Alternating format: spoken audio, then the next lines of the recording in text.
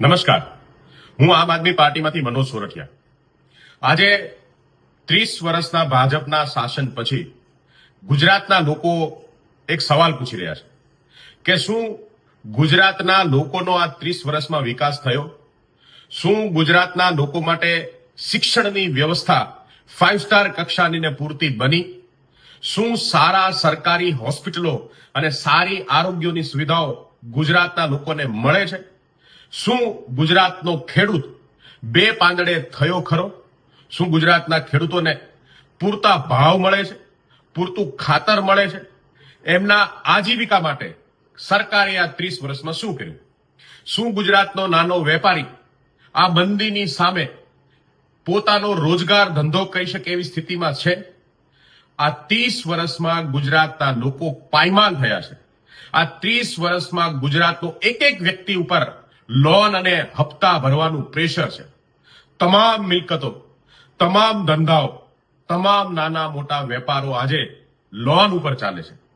એવા સમયમાં ભારતીય જનતા પાર્ટીની પ્રાથમિકતા તમે જુઓ. ભાજપની પ્રાથમિકતા પોતાના 5 સ્ટાર કાર્યાલયો કમલમ બનાવવાની છે. આ કમલમ આજે ગુજરાતને ગુલામ બનાવ્યું છે એનું પ્રતીક છે. ગુજરાતને લૂંટ્યું છે એનું પ્રતીક છે. જે મોગલો લોકોને લૂંટીને પોતાના ભવ્ય મહેલો બનાવતા હતા, એવી જ રીતે ભારતીય જનતા પાર્ટીએ 30 વર્ષમાં ગુજરાતને લૂંટી અને પોતાનું મોગલશાહીનું ફરમાન હોય, પોતાનું ગુલામીનું, લોકોને કહેવા માંગતા હોય કે અમે તમને ગુલામ બનાવ્યા છે, એવું ગુલામીનું પ્રતીક કમલમ કાર્યાલયો બનાવ્યા છે.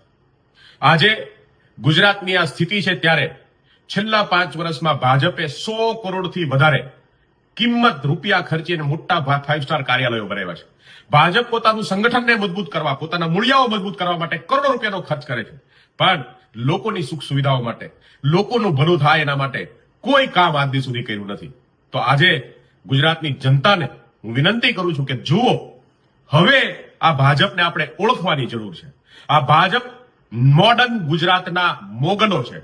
મોગલો કરતા પણ વધારે ખરાબ લોકો જે છે એ આ ભારતીય જનતા પાર્ટીના લોકો છે.